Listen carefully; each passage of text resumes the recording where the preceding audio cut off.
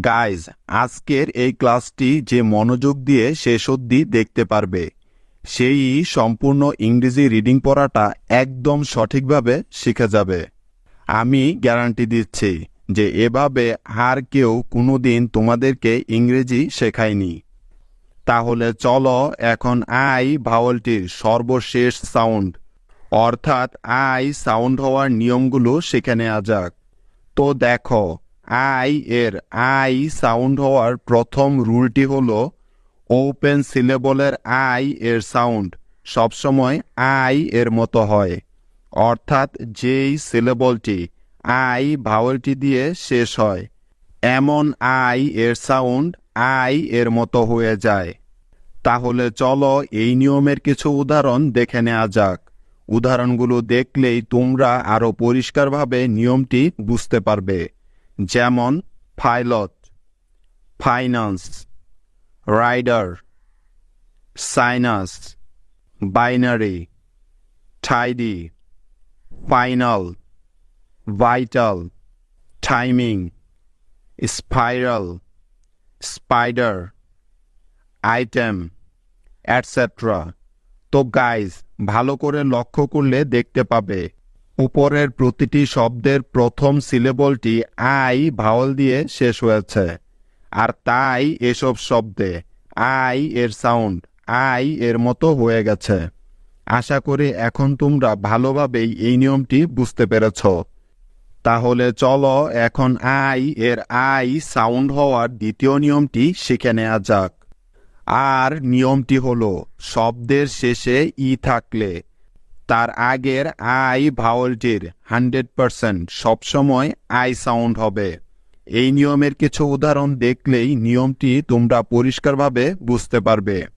যেমন দেখো, life, line, time, fine, pipe, ride, side, like, wife, 9, 5, bike, hike, খাইট, etcetera.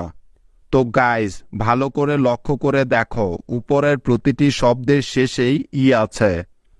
ঠিক সেজন্যই এসব শব্দে ই এর আগে থাকা আই ভাওয়ালটির সাউন্ড আই এর মতো হয়ে গেছে, অর্থাৎ আই এর পরিবর্তে আকার এবং ই হয়েছে। বুঝতে পেরেছ? কারো বুঝতে কোনো সমস্যা হলে অবশ্যই আমাকে জানাতে ভুলো না। এখন তাহলে চলো আই এর আই সাউন্ড হওয়ার তৃতীয় রুলটি শিখে নেওয়া যাক। আর নিয়মটি হলো শব্দের শেষে আই এর পরে ই থাকলে ওই আই এর সাউন্ড আই এর মতো হয়ে যায়, অর্থাৎ আই ই ভাওয়াল দুটি দিয়ে শেষ হওয়া শব্দে আই ই এর সাউন্ড আই এর মতো হয়ে যায়। তাহলে চলো এই নিয়মের কিছু উদাহরণ দেখে নেওয়া যাক, যেন নিয়মটি তোমাদের কাছে একেবারে ক্লিয়ার হয়ে যায়। যেমন দেখো, ডাই, লাই, ফাই, থাই, এটসেট্রা। লক্ষ্য করে দেখো উপরের প্রতিটি শব্দে আই এবং ই দিয়ে শব্দগুলো শেষ হয়েছে, তাই এসব শব্দে আই ই এর সাউন্ড আই হয়েছে। বুঝতে পেরেছ? মুভিং অন, আই এর আই সাউন্ড হওয়ার নেক্সট রুলটি হলো শব্দের শেষে আই এর পরে জিএইচ, জিএইচটি, এলডি অথবা এনডি থাকলে ওই আই এর সাউন্ড সবসময় আই হয়ে যায়। তাহলে চলো এই নিয়মের কিছু উদাহরণ দেখে নেওয়া যাক। প্রথমেই দেখো আই এর পরে জিএইচ এবং জিএইচটি থাকলে ওই আই এর আই সাউন্ড হওয়ার কিছু উদাহরণ।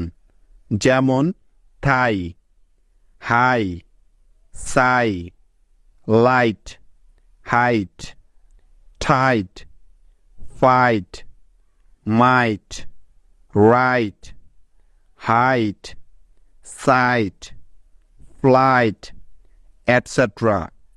এবার দেখো আই এর পরে এনডি থাকলে ওই আই এর আই সাউন্ড হওয়ার কিছু উদাহরণ।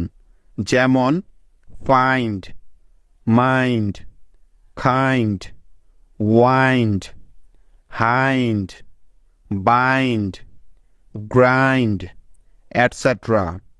এবার দেখো আই এর পরে এলডি থাকলে আই এর আই সাউন্ড হওয়ার কিছু উদাহরণ, যেমন চাইল্ড, মাইল্ড, ওয়াইল্ড, এটসেট্রা। তো গাইজ ভালো করে লক্ষ্য করে দেখো এখানে প্রতিটি শব্দের শেষে আই এর পরে জিএইচ, জিএইচটি, এলডি অথবা এনডি আছে একসাথে। সেই কারণে কিন্তু এখানে আই এর সাউন্ড আই হয়ে গেছে। আশা করি তোমরা বুঝতে পেরেছো।